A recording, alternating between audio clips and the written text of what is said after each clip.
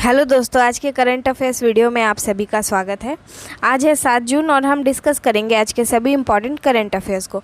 दोस्तों, ये current affairs हमारे आने वाले सभी एग्जाम्स, चाहे वो यूपीएससी हो, स्टेट पीसीएस हो, एसएससी हो, रेलवे हो, बैंक हो या फिर बीएसएससी सीजीएल 3, इन सभी आने वाले एग्जाम्स में काफ़ी इंपॉर्टेंट रोल प्ले करता है। ज़्यादातर क्वेश्चंस करंट अफेयर्स से देखने को मिलते हैं और अगर अदर सब्जेक्ट से भी क्वेश्चंस पूछे जाते हैं तो करंट अफेयर से रिलेटेड ही यानी को रिलेट करके पूछे जाते हैं। इसलिए हम इन सभी की डीपली एनालिसिस करेंगे ताकि एग्ज़ाम्स में जितने भी क्वेश्चन बने हम उसको आसानी से टैकल कर पाए। तो चलिए हम स्टार्ट करेंगे आज के पहले प्रश्न के साथ। हमारा पहला प्रश्न है, भारत और किस देश के बीच संयुक्त सैन्य संप्रीति एक्स अभ्यास 5 जून से 16 जून 2022 तक आयोजित किया जा रहा है। ऑप्शन है भूटान, जापान, श्रीलंका, बांग्लादेश। तो दोस्तों यहाँ राइट आंसर है ऑप्शन नंबर डी, यानी कि भारत और बांग्लादेश के बीच में संयुक्त सैन्य संप्रीति एक्स अभ्यास 5 जून से 16 जून 2022 तक आयोजित की जा रही है। दोस्तों, हम देखेंगे कि इसको आयोजित करने का उद्देश्य है कि दोनों सेनाओं के बीच में अंतःक्रिया को मजबूत करना और साथ ही सामरिक अभ्यास और परिचालन तकनीकों को समझना है। इसकी सबसे पहले शुरुआत की गई थी 2009 में और अभी लास्ट में 2020 में इसको आयोजित किया गया था मेघालय में। इसके अलावा हम लोग देखेंगे भारत और बांग्लादेश के कुछ इम्पॉर्टेंट पॉइंट्स को। तो भारत और बांग्लादेश एक दूसरे से लगभग 4096.7 किलोमीटर लंबी सीमा रेखा को साझा करते हैं, साथ ही दो नदियाँ साझा करते हैं।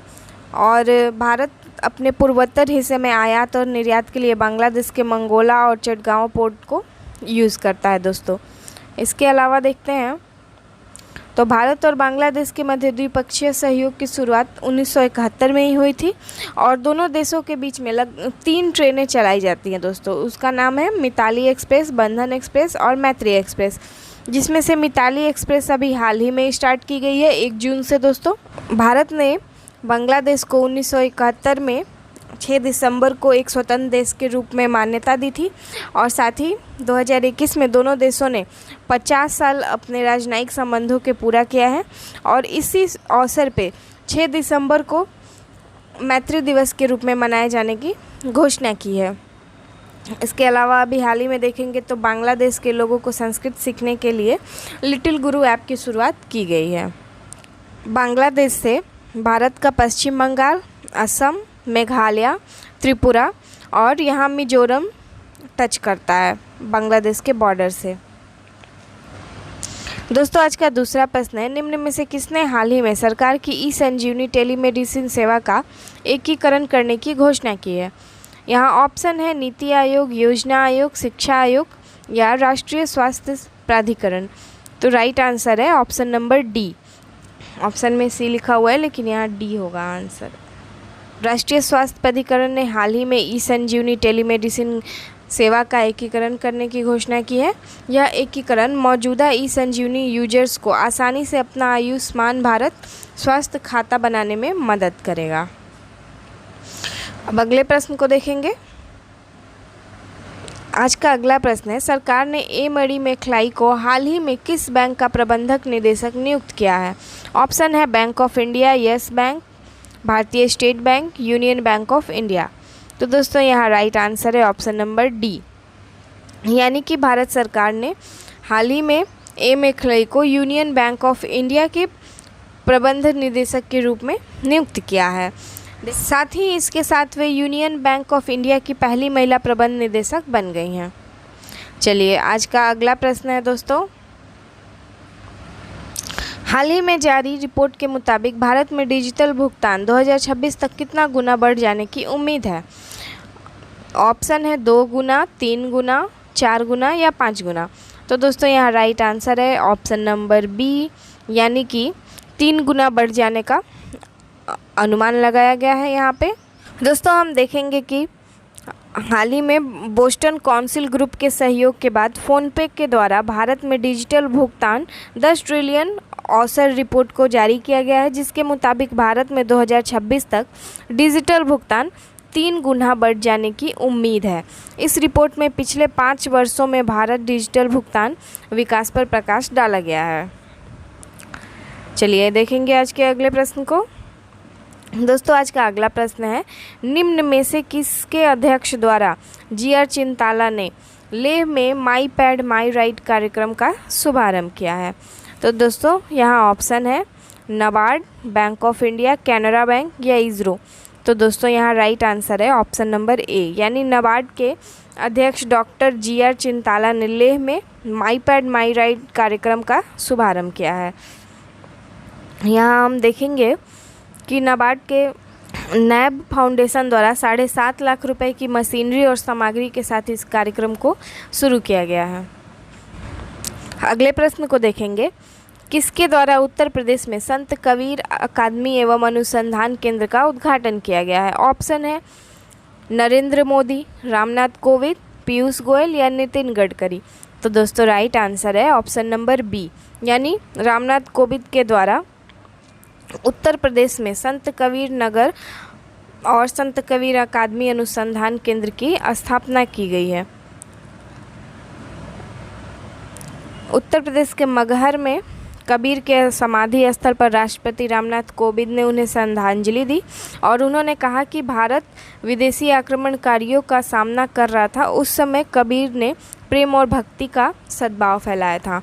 हम देखेंगे यहाँ कबीर का जन्म 15वीं शताब्दी में काशी वाराणसी उत्तर प्रदेश में हुआ था। इनकी रचनाएं जो होती थी वो हिंदी में होती थी। साथ ही जो इनके भक्ति आंदोलन थे ना, उनका ज़बरदस्त प्रभाव रहा था। कबीर के दोहे नाम से इनके दोहे काफ़ी फेमस हैं। चलिए अगले प्रश्न को देखेंगे।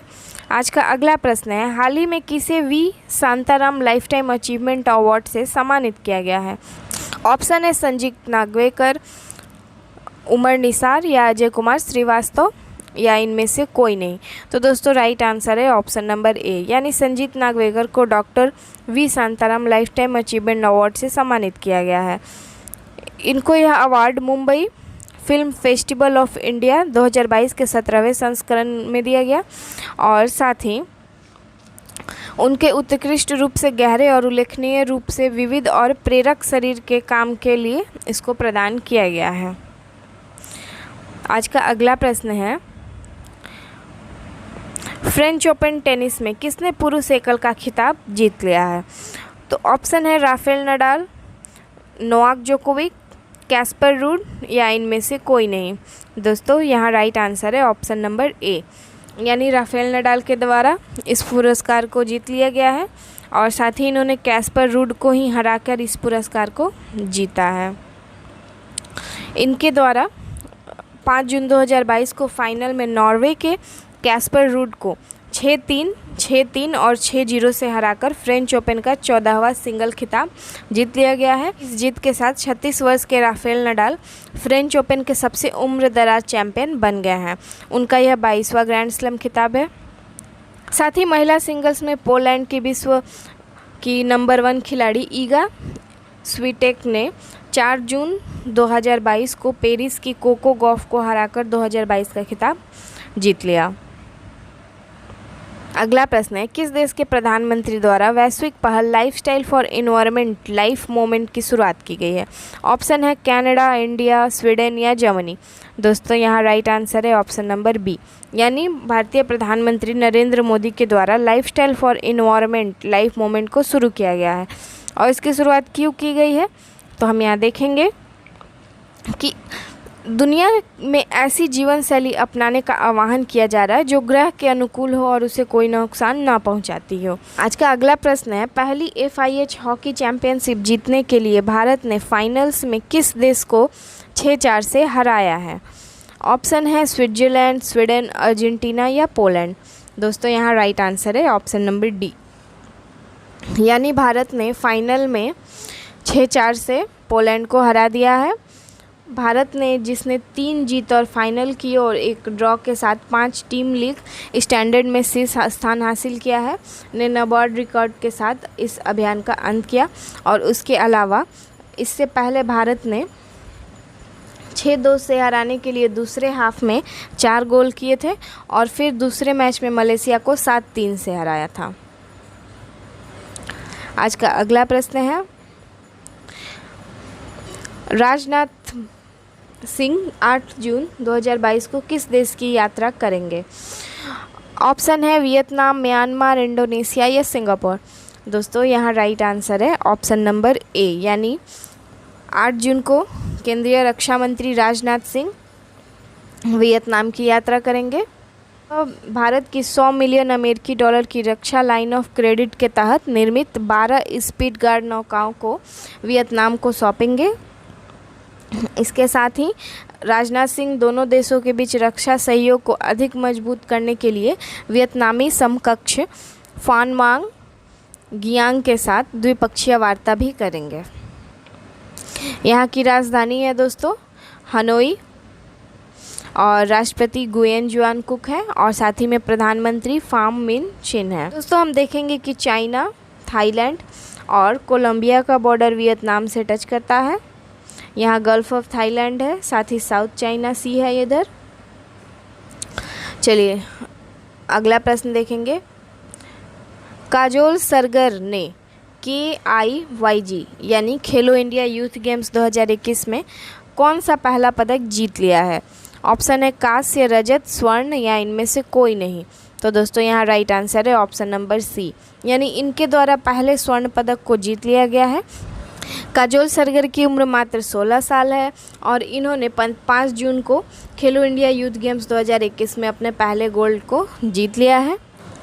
इसके अलावा इन्होंने महिलाओं के 40 किलोग्राम वर्ग में कुल 113 किलोग्राम भार उठाकर महाराष्ट्र ने पदक तालिका में शीर्ष स्थान की ओर कदम बढ़ा लिया है। आइए अब अगले प्रश्न को देखेंगे। आज का अगला प्रश्न है, किसके द्वारा leaders in climate change programme को शुरू किया गया है? ऑप्शन है NIUA, WRI, इसरो या IMD। तो दोस्तों जो यहाँ राइट आंसर है वो है ऑप्शन नंबर 1 और 2, यानी कि national institute of urban affairs और वर्ल्ड रिसोर्स इंस्टीट्यूट इंडिया ने संयुक्त रूप से leaders in climate change LCCM की घोषणा की है। यह एक अभ्यास आधारित शिक्षण कार्यक्रम है और इस कार्यक्रम को सुविधाजनक बनाने के लिए प्रशासनिक प्रशिक्षण संस्थान मैसूर ने NIUA और WRI इंडिया के साथ त्रिपक्षीय समझौता भी किया है, जो इसका पहला डिलीवरी पार्टनर बन गया है। आज के अगले प्रश्न को देखेंगे। हमारा अगला प्रश्न है, किस कंपनी को ब्लू मार्ट इलेक्ट्रिक मोबिलिटी से 10,000 एक्सप्रेस TEV इकाइयों को पूरा करने का ऑर्डर मिला है? तो ऑप्शन है L&T, टाटा, अडानी ग्रुप्स या रिलायंस। तो राइट आंसर है ऑप्शन नंबर बी, यानी टाटा ग्रुप्स को अभी हाल ही में ब्लू मार्ट इलेक्ट्रॉनिक्स मोबिलिटी से 10,000 एक्सप्रेस TEV इकाइयों को पूरा करने का ऑर्डर मिला है। हम देखेंगे कि 10,000 इकाइयों की तैनाती इसे भारत में अब तक का सबसे बड़ा EV फ्लीट ऑर्डर बनाती है और साथ ही ये वाहन 3,500 एक्सप्रेस TEV ऑर्डर के अतिरिक्त जिस पर दोनों कंपनियों ने अक्टूबर में हस्ताक्षर किया है। आज का अगला प्रश्न देखेंगे। केंद्रीय गृह मंत्री अमित शाह ने जनजातीय अनुसंधान संस्थान का उद्घाटन कहाँ किया है? यहाँ ऑप्शन है पंजाब, राजस्थान, गुजरात या दिल्ली। तो राइट आंसर है ऑप्शन नंबर डी, यानी दिल्ली में जनजातीय अनुसंधान संस्थान का उद्घाटन किया जाएगा। इसके उद्घाटन को अमित शाह करेंगे और ये 7 जून 2022 को की जाएगी। NTRI प्रतिष्ठान अनुसंधान संस्थानों, विद्यालयों, संगठनों के साथ साथ शैक्षणिक निकायों और संस्थान केंद्रों के साथ सहयोग और नेटवर्क स्थापित करेगा और इसके साथ ही यह जनजातीय संस्थानों की परियोजनाओं की निगरानी भी करेगा और अनुसंधान और प्रशिक्षण की गुणवत्ता में सुधार के लिए मानदंड स्थापित करेगा। आज का अगला प्रश्न है, केंद्रीय मंत्री मनसुख मांडविया ने किस राज्य में खाद्य प्रयोगशाला का उद्घाटन किया है? ऑप्शन है बिहार, उत्तर प्रदेश, पश्चिम बंगाल या छत्तीसगढ़। दोस्तों राइट आंसर है ऑप्शन नंबर ए, यानी बिहार में मनसुख मांडविया के द्वारा अभी हाल ही में खाद्य प्रयोगशाला का उद्घाटन किया गया है। इसका उद्घाटन 5 जून को किया गया है और ये कहाँ किया गया है? तो बिहार के रक्सौल में। रक्सौल का बॉर्डर नेपाल से टच करता है और आयातित फूड नमूनों के परीक्षण में लगने वाले समय को कम करने के लिए भारत और नेपाल के द्विपक्षीय समझौते के तहत इस प्रयोगशाला की स्थापना की गई है और इससे पहले सभी आयातित नमूनों का जांच राष्ट्रीय खाद्य प्रयोगशाला कोलकाता में किया जाता था, जिसमें काफ़ी समय लग जाता था।